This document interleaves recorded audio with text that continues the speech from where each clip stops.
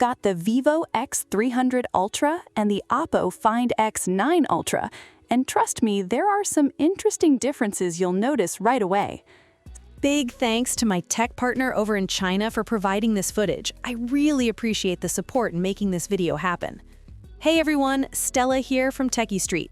If you're into staying updated with the newest gadgets, make sure to hit that subscribe button and turn on notifications so you don't miss any of our latest tech content. All right, let's get right into the unboxing. Starting with design, the Vivo's camera bump sticks out more. Both have matte frames, but Oppo clearly leans into that Hasselblad-inspired look. That said, the orange accent button on the white model? Yeah, not it.